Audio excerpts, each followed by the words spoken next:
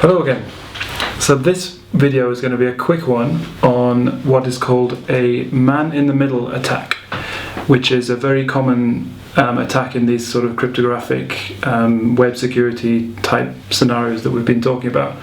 So I'm going to do it on the stylus again. I'm going to go back and talk about an analogy which is completely removed from the world of computers. So we're going to go back in time to the old Humpty Dumpty scenario, and if you remember, we wanted Humpty Dumpty to be able to send some information securely back to his bank. I'm not going to go over the public-private key stuff all over again. You can see my previous videos for a very detailed introduction into that. But essentially, the public-private key is the treasure chest where you use one key to unlock it and one key to lock it. So let's say so here's the first scenario, and the courier in the middle here, he doesn't actually have any bright ideas on how to corrupt this situation, so he just delivers the unlocked chest and then delivers the locked chest back to the bank. Now in the second scenario, so in this one the courier gets a little bit clever here, and he thinks, okay, well, I've been sent this asymmetric chest, so a treasure chest with this with the public key, and I've been asked by the bank to deliver it to Humpty Dumpty so he can put his passport in it, lock the chest, and send it back to the bank. Now, at this point, the courier gets a bit smart and he thinks, hang on a second, I can actually get my own chest with my own public key, this black one here, and I can deliver that one to Humpty, and Humpty will be none the wiser. So he will happily lock his passport into my chest with the public key that I gave him and send it back to the bank via me, the courier. And obviously the courier is the one who has the private key to this chest here, so he can unlock that chest, pull out the passport, take a copy of it, do whatever he wants with it. The key thing is that the bank is still accepting it, expecting it. So if he doesn't send it on to the bank, then a theft is going to be reported or whatever. So what he does, don't forget, he still has the original chest and public key that the bank sent him to pass on to Humpty. So all he has to do is take the passport, put it in that original chest belonging to the bank, lock it with the bank's key, and send it back on its way to the bank. So if you think about it, what's happened here is that Humpty is none the wiser. He doesn't think anything's happened. He asked the bank to send him a chest with the public key, which he received. The bank are expecting his passport, which they also received. The only thing is, this evil courier guy in the middle has actually managed to intercept everything and basically to make a copy of the passport and do all these dastardly things. So what's the challenge for Humpty in this scenario? Because he's requested the chest and the public key from the bank, and the key question is, how does Humpty know that the public key that he's been presented with actually belongs to the bank or whoever he's expecting it from, and not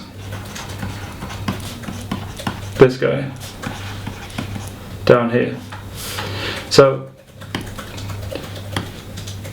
if we extend this back into the digital world, the analogy is more or less exactly the same. So in my first video we went over the basics of the HTTPS protocol. Again, I'm not going to go over it once more in full, but essentially what happens if Humpty in the modern world requests a HTTPS transaction with the bank, right? So the request goes to the bank's web server over here, and the web server will send back a copy of the SSL certificate that's installed at the bank, and that SSL certificate contains, among other things, the public key belonging to the bank.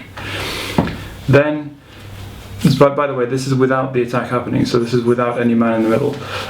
This is just a normal, successful, if you like, transaction. So the client at that point, Humpty's computer, will generate a random number, will encrypt that random number using the server's public key, and it will send it back to the server, right? The server will then decrypt that number with its own private key, the corresponding private key to the public key that it sent out. And then at this point, the client and the server both have this same number. It's called the pre-master secret, right? So they both have the same number, and what they do is they both feed that number through a function which generates an AES symmetric session key, and they both use that session key to encrypt and decrypt the data symmetrically for the rest of the session. So that's the good old AES symmetric box, where you've just got literally one key to lock the box and the same key unlocks the box. But the key is that they've managed to securely agree a common key between the two. So that's all well and good. But what happens if somebody, this good old bandit again, but this time he's a web bandit rather than a courier bandit. Let's say he manages to intercept the certificate that the bank sends back to Humpty, right? So this is exactly the same certificate here, sent by the bank, but this time, this bandit here, what he does is he says, okay, I'll tell you what I'm going to do is I'm going to actually intercept this and send my own certificate with my own public key. You notice the public keys have been changed in these two certificates, and he'll then obviously have to sign that signature himself. See my earlier video on the digital signatures, and he can then send that certificate on its way to Humpty's client machine. And at this point, Humpty's client is none the wiser. He doesn't know whether that public key that's in the certificate that he received belongs to the bank or anybody else. This is assuming, by the way, that we're using self-signed certificates. And in my next video, I'm going to go into what exactly that means, because there's a technique that's used in this whole SSL protocol using trust chains, which solves this problem. But I'm just trying to explain the problem first, and then in the next video I'll show how the problem is actually solved. So at this point, the client will generate the pre-master secret, that magic random number. He will encrypt it and send it back to who he thinks is the bank. In actual fact, he's encrypting it using the public key belonging to the bandit in the middle, right? So the bandit waits for the response. He unlocks, basically decrypts that number with his own private key, which is the corresponding key to the public key that he sent to Humpty, and then at that point he has his own copy of the pre-master secret, just like in the previous example. The bandit was able to pull the contents of pull out the passport in this case from this box, and then pack it in a different box and send it on its way. So exactly the same situation here. The bandit is able to inspect this pre-master secret, generate the symmetric key as well, and then re-encrypt the pre-master secret with the bank's public key, which it received in the first transmission here, and send that onwards on its way back to the bank. So at this point, the bank decrypts the pre-master secret with its own private key that it had right from the beginning, and the client and the bank, they both generate the symmetric key as well. But the difference is, this is far from being a secure connection now, because you've got this one guy in the middle who has access to the symmetric keys, who basically can listen to all of the traffic going back and forth between the client and the server. So that's basically an example of a man-in-the-middle attack, and how it might apply to a sort of SSL transaction. So, in summary, so what we're saying is that the bandit was able to send his own public key to Humpty instead of the bank's one, and Humpty was none the wiser. He didn't know that the key he'd received does not belong to the bank, and the bank was able to intercept content which Humpty thought he'd securely encrypted for the bank. So Humpty encrypted the data that he was sending back. But because he was using the bandit's public key, the bandit was able to decrypt that information and do what he wanted with it.